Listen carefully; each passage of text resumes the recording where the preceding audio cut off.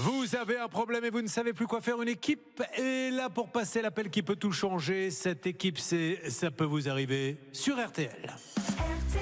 Troisième mission, voici Caroline. Caroline, soyez la bienvenue. Caroline était biologiste. Caroline vit du côté de Bruxelles, apparemment, depuis longtemps. Depuis... je suis anversoise, je suis belge. Ah, d'accord, mais vous n'habitez pas Bruxelles ? Oui, j'habite Bruxelles. Voilà, très bien. Ouais. Je me suis mal exprimé. Vous Non, habitez Je ne sais pas, des fois, je n'ose même plus prendre la parole. Caroline, vous habitez à Bruxelles ? J'aimerais rectifier. Je suis anversoise. D'accord, mais vous habitez où ? À Bruxelles. D'accord, très bien. Non, mais il n'y avait pas de piège, Caroline. Bon, allez, on y va. Cet artisan, cette maison, elle est où d'ailleurs ? À l'Île-Dieu. Elle n'est pas du tout à Bruxelles. Non. C'est en France. Oui. Voilà, à l'Île-Dieu. Magnifique, l'Île-Dieu. Oh, je n'y ai jamais été, mais on en dit du bien. Il paraît qu'il faut un bac, donc on n'a pas le droit trop d'aller sur l'île avec la voiture, c'est ça ? Oh, il y a quand même pas Les mal locaux peuvent le faire un peu. Il y a pas mal de voitures, pas mal de voitures. Et donc, c'est un petit écrin, c'est magnifique ? Ah, belle plage, hein. Non, mais elle est toute petite, l'île en plus. Oui. Combien il faut pour faire le tour en vélo ? Il faut quoi, 3 heures, 2 heures ? Oh, 3 heures. Oui. 3 bonnes heures ? Ouais. Oui, parce que vous pédalez pas vite, mais moi, en 30 minutes, je te règle ça. Non, mais je m'arrête sur les plages. Mais oui, non, mais c'est magnifique. Voilà, bon. Alors ça, c'est pour faire un peu de tourisme et vous trouverez bien un petit Airbnb qui organise des fêtes là-bas. Caroline, vous deviez faire quoi sur ce terrain qui était un terrain de famille que vous avez acheté ? Non, je l'ai acheté en 2019. D'accord. Et puis, j'ai cherché un entrepreneur sur l'île. C'était très compliqué. D'abord, les prix étaient assez exorbitants, disons. Ça a flambé, ça fait partie de ces destinations île de Ré et compagnie. C'est parti dans les voilà, tours. Bon. Prétextant que c'était une île et donc on doublait les prix. Bon. Et puis les délais étaient c'était à l'horizon 2025, quoi, en 2020. Voilà. Et puis donc, du coup, il y a la voisine c'était une parcelle qui avait été divisée en 3. Et le lot d'à côté, il construisait aussi. Et la voisine a dit, mais prenez le même entrepreneur que nous. Évidemment, et c'est là que ça démarre mal. Dès qu'un ami, un agent immobilier, quelqu'un vous dit, je connais un petit artisan qui va te faire ça aux petits oignons, ça finit toujours mal. La suite, on la devine. Ma chère Céline, l'artisan qui faisait chez la voisine est venu chez elle. Combien va-t-il lui prendre d'acompte ? Plus de 70 000 euros. Voilà, qu'est-ce que l'on voit sur le Facebook ? La page Ça peut vous arriver, une dalle. Oui, on pense que c'est une dalle en béton, mais en fait pas réellement. C'est un peu les fondations, c'est le début de la maison, donc il n'y a pas de mur, il n'y a pas de fenêtre, il n'y a pas de toit, il n'y a rien. 70 000 euros pour ça, évidemment, c'est beaucoup trop. Et de toute manière, la justice est passée par là, elle ne s'y est pas trompée, elle a condamné ce monsieur en son nom propre à rembourser 75 126 euros. Caroline, est-ce que vous aviez demandé à ce monsieur s'il avait une assurance ? Oui. Donc, en fait, lui, il a sous-traité. Oui. Et le sous-traitant avait une assurance décennale. Ils ont ouvert le chantier début novembre et l'assurance décennale était valide jusqu'à fin décembre. Ah oui, d'accord. Ok. Moi, en janvier, j'ai dit, vous m'envoyez maintenant la prolongation. Oui, la prolongation. Et il n'y en avait pas. Ils n'ont jamais voulu... Voilà. Le Far West. Bon, allez, un mot de Blanche Grandvilliers. Alors, c'est un dossier qui n'est pas du tout banal, Julien. Et j'adore ce dossier. Et c'est vrai qu'il est exceptionnel. C'est gentil pour les 500 autres qu'on vous a donnés depuis 27 ans. Non, mais pourquoi ? Parce que vous savez qu'on a très souvent des dossiers dans lesquels on a des artisans comme ça qui mettent la clé sous la porte et qui s'en vont. Ou alors, leur société est liquidée et continue de prendre des acomptes, etc. Et on se dit, ils n'ont pas le droit de faire ça, ils doivent être condamnés. Et là, la particularité, c'est que cette entreprise, le gérant, en 4 heures, il a fait une liquidation amiable. Vous savez, hop, en 4 heures, il a fermé son entreprise et il s'est dit, maintenant, terminé, Caroline et les autres, je m'en fiche. Et là, il s'est fait rattraper par la justice. Bien. Alors que c'était une société à responsabilité limitée, il n'aurait pas été condamné personnellement. Le tribunal a dit, vous là, qui avez fermé votre société en 4 heures, eh bien c'est vous, maintenant, personnellement, qui allez devoir payer la totalité des sommes qui ont été versées par Caroline. Donc ça montre, Julien, que quand on a comme ça des gens qui ne respectent pas les lois, qui continuent des chantiers alors que leur activité est arrêtée, ou alors, à l'inverse, comme là, qui ferment leur entreprise et qui pensent qu'ils vont pouvoir aller se dorer la pilule au soleil avec les 72 000 euros, eh bien ça dure pas longtemps et la justice les rattrape. Ouais, dis donc, vous énervez pas comme mais ça. Non, mais c'est très bien, c'est un bon exemple, Julien. On va nous péter une durite. Restez avec nous, mesdames et messieurs. On appelle dans 2 minutes cet artisan. Et je m'aperçois qu'il est bordelais. Mais qu'est-ce qui se passe en ce moment ? Je sais pas, c'est votre faute. Je sais pas ce que vous faites dans votre région là-bas. Vous sortez un bordelais. Allez, on appelle dans 1 minute. Ça peut vous arriver. Donnons la parole à Atina. Atina, 140 000 km par an pour aller de chantier en chantier. Comment va-t-elle? Elle couvre tout le Grand Sud-Ouest. Ça va, Atina? Bonjour Julien, ça va très bien, merci. Alors, où vous trouvez-vous? Donc, vous êtes sur Toulouse, mais vous rayonnez sur tout le Grand Sud-Ouest. Vous êtes allé du côté de Bordeaux. Que voyez-vous? Alors là, je suis exactement dans le centre-ville de Bordeaux, dans une petite rue, et je me trouve face à la maison de ce monsieur, qui est une maison mitoyenne, une petite maison de ville. Voilà, donc il n'y a pas de nom sur l'interphone, donc j'espère que je suis bien chez lui. Est-ce qu'aujourd'hui, ce monsieur, on sait, Céline, dans l'enquête que nous avons menée, s'il travaille, il ne travaille pas, on sait? En tout cas, il a fermé son entreprise dans le domaine du bâtiment, agence immobilière, il faisait un peu les deux apparemment. C'est fermé, il ne travaille pas. Je ne sais pas vous dire s'il a derrière recréé une autre entreprise ou s'il continue à travailler ailleurs. Bon, alors ok, vous êtes prête à intervenir. Attendez encore un tout petit peu. Alors maintenant, Caroline, sans faire pleurer dans les chaumières, mais je suppose que vous devez l'avoir mauvaise. Là, les 70 000 avec rien, cette dalle, c'est quand même l'argent d'une vie là, que vous avez mis là-dedans. On est bien d'accord? Oui, mes économies Et votre voisine, elle, ça s'est bien passé par contre? Ma voisine, elle a continué à le voir. D'ailleurs, je l'ai revue une fois parlant avec elle dans la rue. Et bon, disons que... Ça s'est bien passé, ces travaux? Ah oui, oui, oui. D'accord. Et donc, c'est assez dur parce que j'ai l'impression que... Elle a des travaux qui se passent bien, elle lui dit je te le conseille, et vous vous faites plomber. Là, vous vous dites j'aurais peut-être pas dû lui faire confiance. On avance, bien évidemment. Qu'est-ce que je voulais dire sur Martine? On y reviendra dans le Money Time, puisqu'il nous reste un quart d'heure, puis je vais vous appeler là pour vous faire gagner 3 000 €. Pour l'instant, Amazon, Hervé Pouchol, appuyez bien sur le bouton. Qu'en est-il? Écoutez, pour l'instant, je n'ai pas de retour d'Amazon, mais le temps qu'ils reviennent un petit peu sur le dossier, je pense qu'on aura du nouveau plus tôt cet après-midi qu'à la fin de l'émission. Et on aura une histoire, ça fait très longtemps, dites-moi Stan, de serrurier là, qui va arriver à midi avec un jeune homme, Robin, et il vient parler pour sa maman, et apparemment il a peur qu'elle se soit fait un petit peu arnaquer. Exactement, parce que si vous voulez, on lui a surfacturé un devis, elle a dû payer 2200 € pour qu'au final, tout simplement, le serrurier ne fasse quasiment rien, qu'il remette juste la poignée. Elle a payé pour une serrure qui n'est jamais arrivée. J'en profite, si vous aussi, vous avez l'impression de vous être fait avoir alors par un serrurier, un problème ou tout dépannage d'urgence comme ça, tout de suite, ça peut vous arriver @rtl.fr. Mais il n'a pas eu le droit au chien, lui. Alors que vendredi soir, dans Arnaque, à 21h10, vous verrez cette dame qui vient récupérer son argent et le client qui a le chien qui lui dit « T'avances pas, il va t'attaquer !» Donc le chien, sur les deux pattes arrière avec des crocs comme ça, elle a eu la peur de sa vie. Le monsieur était venu récupérer la voiture sur le garage, sur le parking du garage avec le double, sans payer la facture, alors qu'il se l'est fait payer par l'assurance. Caroline est née à Anvers, mais elle habite à Bruxelles, mais elle a fait construire chez nous en France. Mais vous êtes de nationalité française? Non, je suis belge. Ah, vous êtes belge. Et elle a donc une maison chez nous. Et le problème, c'est qu'elle s'est fait, apparemment, nous dit-elle, planter, puisque aujourd'hui elle a payé 70 000. Et si vous allez sur le Facebook, la page Ça peut vous arriver, vous verrez une superbe dalle de béton. Et basta. Pardon? C'est-à-dire qu'il a été jusqu'à préparer, mais pas couler la dalle. Il n'a même pas coulé la dalle, vous verrez une préparation de dalle de béton. Mais en tout cas, il a été condamné. C'est parti, on y va. On appelle tout de suite, si vous le voulez bien, pour Caroline, ce monsieur qui se trouve du côté de Bordeaux. Atina, notre envoyé spécial, est prête à intervenir également là-bas. Voyons si ce monsieur nous répond. Alors, pour l'instant, ce n'est pas le cas. Donc je vais vous demander, Atina, d'essayer d'avancer à petits pas pour essayer d'avoir un dialogue, que ce monsieur nous donne sa version des faits, bien qu'il y ait une condamnation de toute façon. C'est parti. Alors je sonne. Alors, je ne sais pas si vous avez entendu l'interphone. Oui, il a très sonné, légèrement. voilà. Voilà, je suis devant. Alors évidemment, pour l'instant, il ne se passe rien. Je peux vous dire qu'à Bordeaux aujourd'hui, il pleut des cordes. Oui. C'est très agréable. Est-ce que les gens parlent de cette victoire contre la Roche-sur-Yon? Est-ce que tout le monde parle de ça partout où vous avez été? Oui, ça parle de ça partout dans les rues. Bien sûr, évidemment. je m'en doute. Mais quel match. Alors, qu'est-ce que ça donne pour l'instant? Toujours rien? Rien du tout. Alors Bon. j'ai une autre adresse à 20 minutes d'ici, Julien, donc si vous voulez, je peux peut-être y aller rapidement. Comme Qu'est-ce ça, que on c'est que aura cette vérifié. deuxième adresse? C'est encore un domicile? C'est une société qui l'aurait apparemment lui aussi, donc peut-être on peut aller vérifier là-bas. Bon, alors, côté, on continue, nous, avec les appels non-stop. Hein, ça peut, alors attention, ça peut décrocher à n'importe quel moment. Hein, mesdames et messieurs, soyez prêts.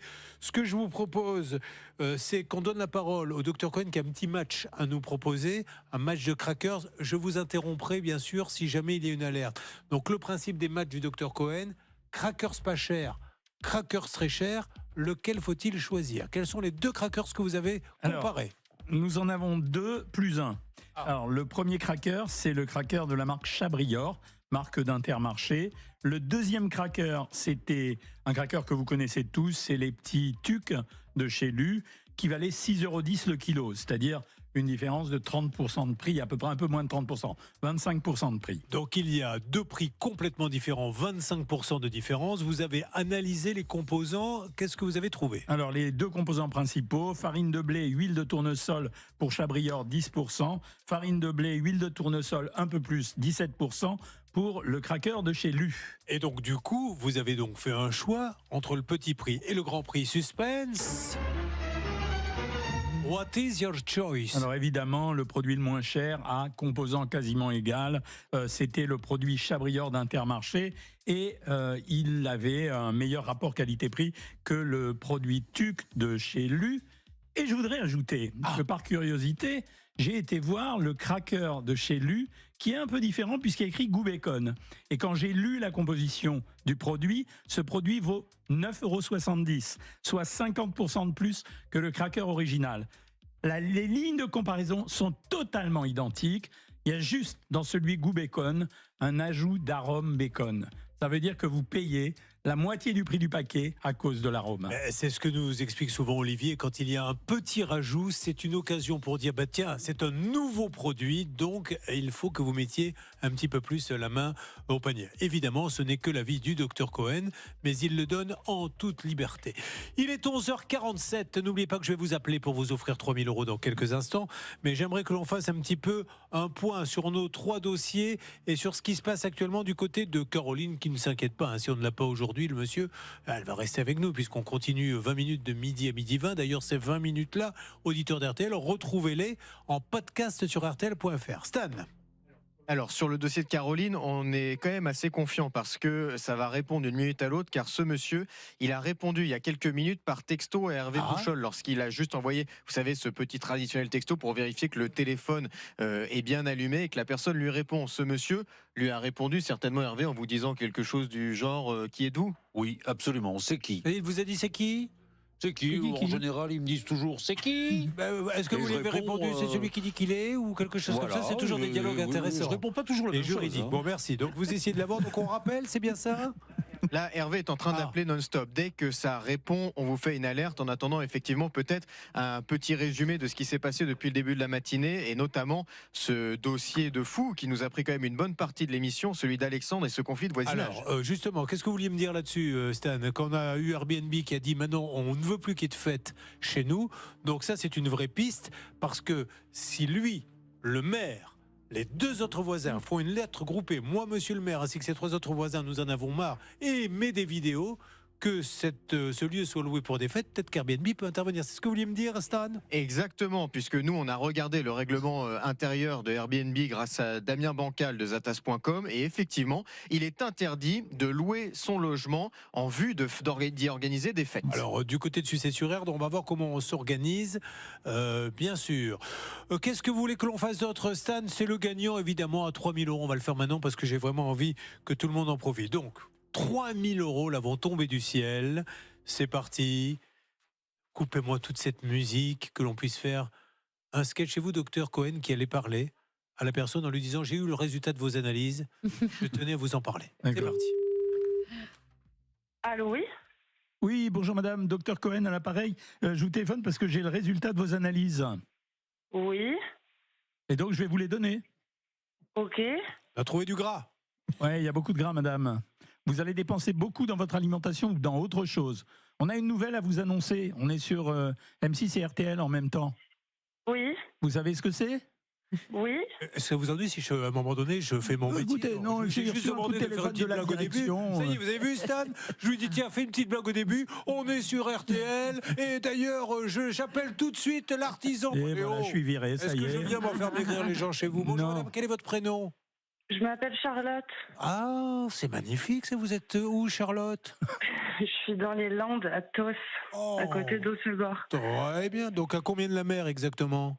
Oh, 15 minutes à peine. Osgore, qui a une côte, ça monte en flèche. C'est vrai, hein, Osgore est devenu une station, c'est vraiment the place to be. Surfeur, fête, etc.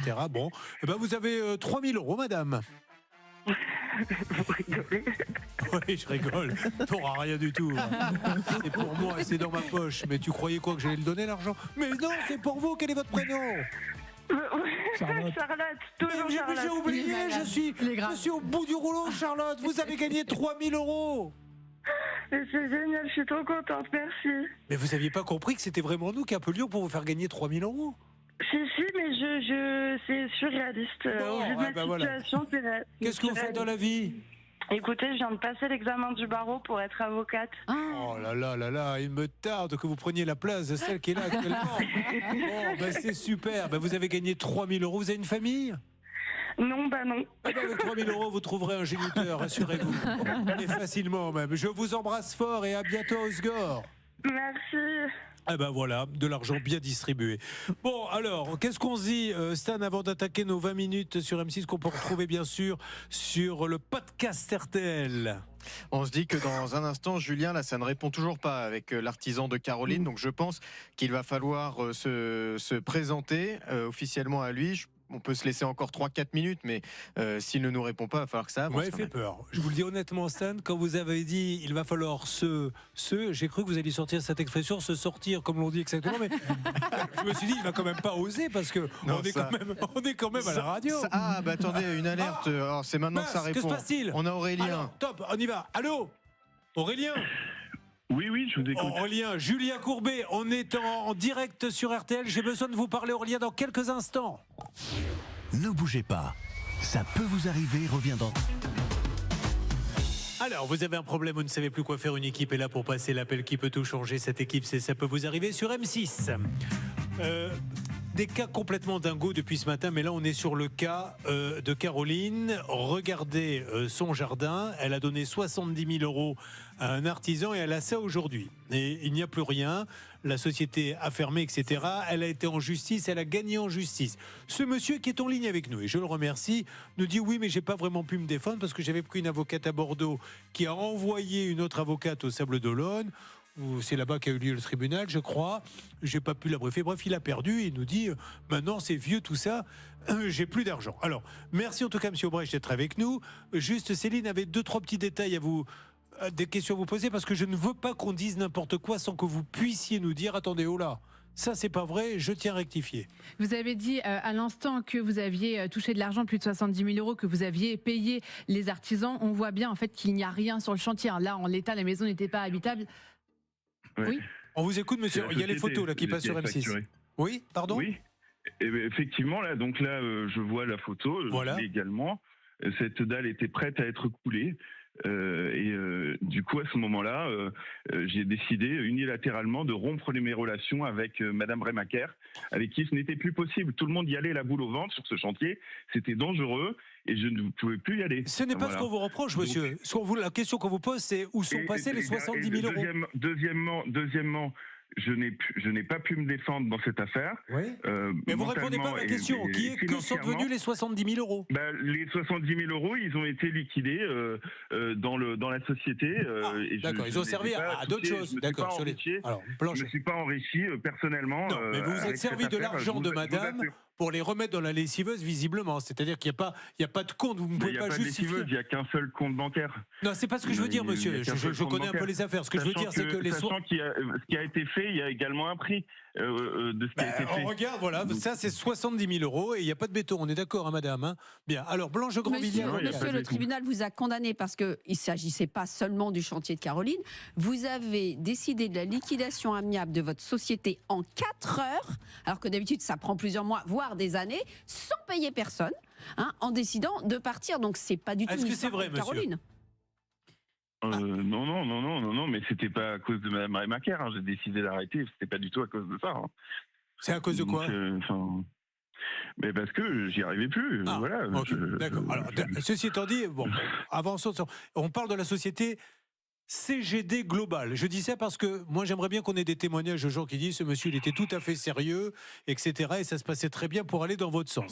Ou alors de gens qui nous disent moi aussi j'ai mon chantier qui est resté sur le côté. Céline. Au niveau des dates, c'est quand même hyper important. Entre juillet et octobre 2020, vous avez touché plus de 70 000 euros. Et quelques mois plus tard, au mois de mai 2021, vous décidez de liquider votre société. Vous n'en informez à aucun moment votre cliente Caroline, mais la liquidation de la société. En juin, vous lui envoyez des mails depuis votre adresse mail professionnelle en lui disant « Je vais venir faire votre chantier, il y a des problèmes de météo. » Alors que c'était liquidé. Et ça, c'est le juge, c'est un peu dans le jugement. Monsieur, est-ce que c'est vrai ou est-ce qu'on dit des bêtises? Si on dit des bêtises, rectifiez. Je vous en prie. Écoutez, j'ai pas les dates précisément là. Voilà. Mais si vous le dites, si vous les avez, voilà, je vous crois. Alors, monsieur, comment pouvez-vous dire? J'ai été condamné. J'ai été condamné aujourd'hui, je ne le nie pas. Mais non, mais monsieur, vous avez dit j'ai pas pu me défendre. Donc là, vous pouvez vous défendre. Est-ce qu'il est vrai qu'une fois tout à fait. Monsieur, je vous pose juste une petite question. Là, vous pouvez parler. Vous liquidez la société, vous ne le dites pas à la cliente, et après vous lui envoyez un mail en lui disant mais je vais venir finir les travaux. Comment vous expliquez ça? Pourquoi avez-vous fait ça? Écoutez, j'espérais pouvoir au moins couler sa dalle. Voilà. Après, de toute façon, je me doutais bien que ça allait me retomber dessus. Qu'est-ce que vous voulez que je vous dise? Moi, voilà. Après, comme je vous dis, si j'avais pu me défendre, je me serais mieux expliqué. Il n'y avait rien à expliquer. Hein. Vous auriez expliqué quoi? Qu'est-ce que vous auriez dit au juge? Ça m'intéresse, par exemple. Écoutez, j'aurais dit au juge que je ne pouvais plus travailler avec Madame Rémacard. D'accord. Ok. Il vous aurait dit qu'est devenu l'argent et vous lui auriez dit quoi? C'était pas possible. Il y avait une immixtion sur le chantier.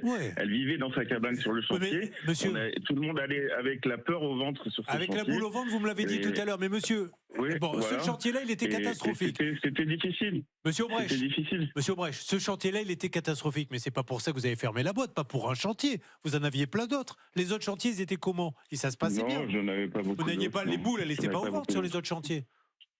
Donc pourquoi fermer la boîte s'il n'y a qu'un chantier qui va mal? Une boulangerie ne ferme pas parce qu'il y a un client qui est chiant. Elle ferme parce que tous les clients ne paient pas. Vous voyez ce que je veux dire? Je donne la parole à Caroline. Oui, là, on est en antenne. Là, on est sur M6, monsieur, comme je vous l'ai dit tout à l'heure, et on vous l'a répété 20 fois. Allez-y, Caroline. Oui, en fait, ce qui se passe, c'est que M. Aubrecht, la raison pour laquelle la dalle n'a pas été coulée, c'est que M. Aubrecht n'avait même pas payé le béton de la fondation. Alors, on lui demande tout de suite de rectifier immédiatement, c'est grave. Est-ce que vous aviez payé le béton, M. Aubrecht, avec les 70 000 euros qu'elle vous a donnés? Oui, il me semble que j'avais payé. Il me semble. Alors vous, c'est chez qui l'avez acheté? Comment vous avez su ça? En fait, il y a deux entreprises sur l'Île-Dieu qui font du béton. Oui. Odéon et IEBTP. Oui. Et eh bien, à aucune, il y a pour les voisins, puisque l'entrepreneur, Monsieur Aubrecht. Est-ce qu'Odéon et IEBTP vous ont dit on n'a pas été payé? Voilà, exactement. Ils vous l'ont dit. Voilà. Donc, Monsieur Odéon et IEBTP, les avez-vous payés pour le chantier de Madame qui vous a donné 70 000 euros? Et le chantier voisin. Et le chantier voisin. Oui, il me semble. Alors, on va les appeler et on va vérifier s'ils nous disent, monsieur, moi, on vérifie tout, hein. Donc on va les appeler, mais il se peut qu'ils nous disent, il n'a pas payé. D'où ma question qui reviendra une nouvelle fois. 70 000 euros pour une dalle. En fait c'est quoi le but d'aujourd'hui là? C'est quoi? C'est de faire mon procès une deuxième fois à l'antenne? Non, monsieur, je vais vous dire le but. Caroline, pourquoi vous êtes là? Parce que monsieur n'a pas l'air de comprendre. Expliquez-lui. Elle veut son argent et malheureusement aujourd'hui, je n'ai pas les moyens de lui régler. Oui, alors Céline, vous n'avez pas les moyens. Moi, ce qui m'interpelle, c'est un courrier du commissaire de justice du 11 mars 2024 qui indique noir sur blanc, il est à craindre que le débiteur ait organisé son insolvabilité.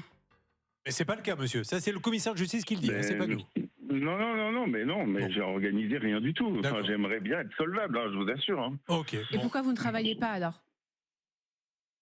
Parce que là, actuellement, je travaille pas, mais voilà. Trouver un emploi et rembourser là, monsieur. Pourquoi je ne travaille pas? Je sais pas, moi, pourquoi vous travaillez pas, c'est la question que je vous pose. Alors, une question de Stan, notre rédacteur en chef. Monsieur, pardonnez-moi, mais est-ce que vous êtes locataire ou vous êtes propriétaire de votre logement? Je suis hébergé à titre gratuit. Pourquoi posez-vous cette question? Parce que si monsieur est propriétaire, ça veut dire qu'il a des biens et que si on a des biens, on peut potentiellement rembourser les 75 000 euros. D'accord, mais je n'ai pas de biens, monsieur. Bon, ok, c'est ce qu'il dit, oui. Vous voulez rajouter quelque chose, Caroline? C'est ce que l'huissier a conclu. L'huissier a conclu qu'il n'avait pas de voiture à son nom, pas d'habitation à son nom, et que ses comptes étaient vides. Monsieur, moi je voulais, comme Caroline est venue et qu'elle est un peu à l'agonie maintenant, parce que au-delà de ça, je comprends votre situation, mais comprenez la sienne. 70 000 euros, elle est plumée. apparemment le béton n'aurait pas été payé. Vous dites que vous a rappelé Platou, donc on se demande ce que sont devenus ces 70 000 euros. En tout cas, ils n'ont pas servi à son chantier et aujourd'hui, elle trouve ça injuste. Donc je voulais juste vous donner la parole pour que vous puissiez me dire tout ce qu'elle vous dit, c'est du grand n'importe quoi. Maintenant, c'est vrai que moi, je ne suis pas là pour vous soutirer de l'argent. Hein. C'est à l'huissier, la justice qui continuera. Je n'ai pas dit ça. J'ai été condamné, M. Courbet, je le reconnais. Je vous dis simplement, que si je m'étais défendu, peut-être que j'aurais pas eu autant de tort. Voilà, maintenant, les choses étaient compliquées. Mais vous l'avez dit à votre avocate, je comprends pas, parce que vous prenez une avocate à Bordeaux en lui disant « j'ai un souci ». Non, alors... Non, alors comment ça s'est passé ? Écoutez-moi, pouvez-vous m'écouter ? Donc, j'ai pris un avocat à Bordeaux. Et je n'ai pas pu le régler. Donc du coup, voilà, il a mandaté une avocate. Et d'ailleurs, on a même fini chez la bâtonnière. J'ai dû m'expliquer chez la bâtonnière à Bordeaux, chez qui je me suis déplacé pour lui expliquer ma situation et que pourquoi je n'avais pas payé cet avocat. Je vous assure, c'est vrai, vraiment. Mais du coup, quand vous prenez l'avocat, monsieur, est-ce que vous savez que vous n'avez pas de sous ? Vous l'avez découvert au moment de la payer, ou alors vous avez été voir l'avocate sachant que vous n'allez pas la payer. Je le connaissais. Ça veut rien dire qu'on le connaisse ou qu'on ne connaisse pas. Ma question est la suivante. Quand on rentre chez... Monsieur, laissez-moi juste poser la question. Je rentre chez un avocat, je me doute, bêtement, qui va me demander des honoraires. Donc quand vous rentrez chez l'avocat, est-ce que vous savez que vous n'allez pas la payer ? Je pensais pouvoir le payer, mais je n'ai pas pu le faire. Voilà. Bon, ok, d'accord. Allez, on avance. Autre chose, Blanche ? Il aurait pu demander l'aide juridictionnelle s'il n'avait pas d'argent. En tout cas, aujourd'hui, monsieur, sachez que Caroline, elle peut vous poursuivre. Si vous ne faites pas de proposition de paiement, elle va continuer de vous poursuivre via l'huissier. Je ne pense pas que ce soit une vie tranquille pour vous. Bon, monsieur Aubrecht, en tout cas, si vous voulez revenir vers nous et prendre la parole, vous serez, sachez-le, prioritaire pour nous dire vous dites n'importe quoi, etc. On parle bien de l'île-lieu et qu'il n'y ait pas de confusion parce qu'il y a beaucoup de noms qui sont donnés de sociétés. C'était CDG Global qui n'existe plus. Hein. On est bien d'accord, qui s'est occupé de ça. J'aimerais peut-être que les uns ou les autres, on puisse essayer de savoir ce qui s'est passé et on va vérifier pour le béton parce que c'est important. Si ce monsieur a payé le béton, ben, ça change quand même beaucoup de choses parce que si vous coulez une dalle prenant 70 000, ne mettons pas le béton, n'ayant pas payé, on veut vraiment savoir alors à quoi ont servi les 70 000 parce que du coup, il n'y en a pas vraiment pour 70 000 sur le chantier. Merci monsieur Aubrecht, vous récupérez l'appel, mon cher Hervé. Bon, c'est mal parti, hein, Caroline, je vous le dis franchement, mais bon, on va voir si ce monsieur peut revenir à meilleur sentiment et faire une proposition de règlement. J'ajoute quand même que Caroline, elle a fini le chantier depuis et quand ce monsieur dit qu'elle était insupportable, elle a fini avec d'autres ouvriers, ça s'est très bien passé. Robin est avec nous, Robin, bonjour. Nouvelle mission, bonjour Robin. Ben voilà, quel sourire, ça change. Il est avec Romont dans le Gard. On va faire vite. Votre maman a appelé un serrurier, elle était bloquée à l'extérieur ? Non, en fait c'est une maison qu'elle a secondaire, qu'elle fait de la location. Le locataire est parti en gardant les clés. Donc il a fallu changer les serrures. Exactement, donc ma mère a appelé un serrurier pour changer la serrure en urgence, qui n'a pas été changée. Il y a juste une poignée qui a été changée, mais le barillet est toujours le même. Du coup, il a pris combien votre maman ? 2200 et quelques. En fait, il a fait un premier devis à 400 € en disant c'est simple à changer, ça va être fait. Arrivé sur place, il a pris le barillet, il est allé voir ses fournisseurs. Il a dit que le barillet était trop ancien, qu'il faisait plus ce barillet-là. Du coup, il fallait changer toute la serrure sur un nouveau modèle. Donc ma mère, n'ayant pas le choix, elle a cru, elle lui a dit d'accord, on a fonctionné le devis. Et le lundi, il devait revenir avec le nouveau barillet. Et là, le lundi, il n'est jamais revenu, il répond plus aux appels. Mais vous lui avez donné combien du coup ? Et du coup, il lui a donné 75%, donc 2200 €. Le devis il n'a même pas changé la serrure ? Du coup, il y a une poignée qui a été changée. Et il a remis l'ancien barillet. Ah ouais, ça c'est une nouveauté, parce que d'habitude on a des gens qui viennent, qui ouvrent la porte et qui disent ça fait 2000, mais là c'est du travail qui n'a pas été fait, c'est bien ça ? Oui, c'est ça, c'est tout à fait ça. C'est du travail qui n'a pas été fait. Écoutez, on va peut-être rappeler un petit détail. Alors là, je suppose que vous avez quelques petits détails. Vous. Oui, le montant de la poignée qui a été changé, c'est 287 €. Sauf que là, la maman de Robin en a payé plus de 10 fois. Elle a payé 2286 € exactement. Et dans l'urgence, parce que le serrurier est venu une première fois, il a tout démonté, il a laissé la porte grande ouverte, il est reparti. Donc en fait, la mère de Robin n'avait pas d'autre choix que de faire appel de nouveau à ce monsieur pour qu'il revienne. Et c'est là qu'il en a profité pour augmenter beaucoup la facture. Pourquoi je ne serais jamais passé par cette société ? Parce que lorsque je les aurais contactés, j'aurais été sur Google Maps Oui. Et j'aurais vu déjà que la société se trouve 78 avenue des Champs-Élysées. Alors je vais vous dire une chose, je ne suis même pas sûr qu'M6 puisse se payer un siège. Non mais vraiment, sur les Champs-Élysées, c'est des multinationales, le loyer, mais vous n'imaginez même pas. Et là, vous avez une petite entreprise de serrurerie qui est 78 avenue des Champs-Élysées, c'est donc une domiciliation. Et quand un serrurier commence à vous placer une domiciliation, c'est qu'il n'a pas envie qu'on sache où il se trouve. Ça, c'est la première chose. Bon, ben, on y va, on appelle. Je ne sais pas ce que vous voulez rajouter, Stan. Pour l'instant, ça répond pas ou ça répond, mais on va pas laisser tomber. Pour l'instant, malheureusement, on tombe directement sur messagerie, Julien, ce qui nous inquiète un petit peu.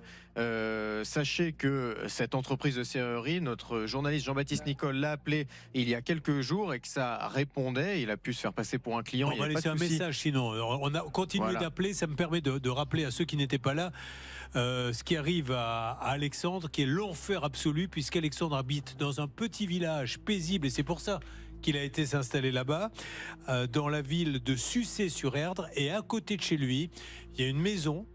Et le monsieur loue la maison Céline en Airbnb, mais attention, pas en Airbnb paisible, avec fiesta, enterrement de garçons, de jeunes filles, fête à gogo. Écoutez, alors je sais pas si on a une vidéo, on a de l'image à montrer. On n'a pas d'image, non, on a juste alors, le il y a des son, barres dans le jardin, etc. Écoutez, à 2h du matin, quand il prend son smartphone et de sa fenêtre qu'il le tend, voilà ce qu'il y a. Et c'est pas un soir, c'est plusieurs soirs, ça a été confirmé par beaucoup de gens. Écoutez.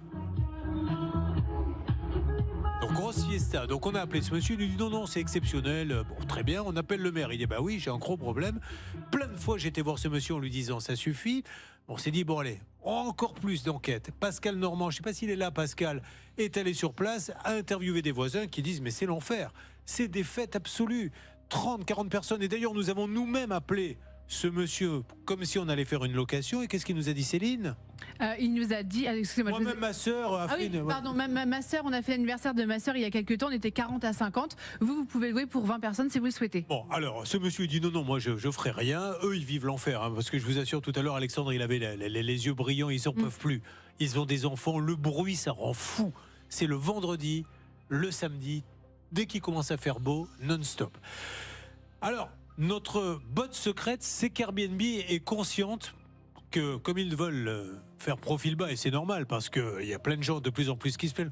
On l'avait vu notamment avec le footballeur, c'était dans le quartier, il y avait un footballeur pareil où il y avait des fêtes, etc. Enfin bref, on le voit aujourd'hui, les gens achètent des logements, les transforment en Airbnb et font des fiestas. Et ça remplace les discothèques et les boîtes. Donc vous voulez faire un enterrement de vie de garçon, pour pas cher vous avez une maison, et vas-y, on est 40 et le voisinage n'en peut plus. N'en peut plus, évidemment. Et Airbnb a fait passer une note apparemment mondiale.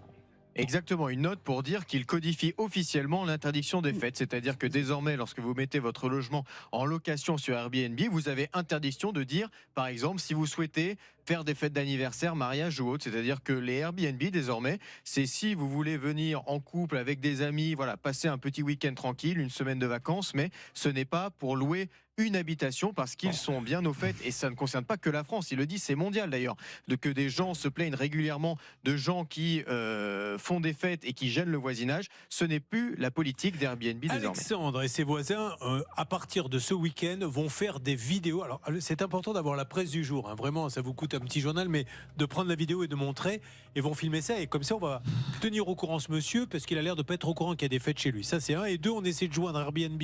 On va voir avec Bernard Sabat qui est en contact, pour qu'eux-mêmes peut-être donner un petit coup de fil en disant s'il y a vraiment des plaintes, et là le maire va écrire et tout, nous on vous référence plus parce qu'on peut pas pourrir tout un village. Ça c'est la première. Pauline, ça va être difficile. Robin et le serrurier.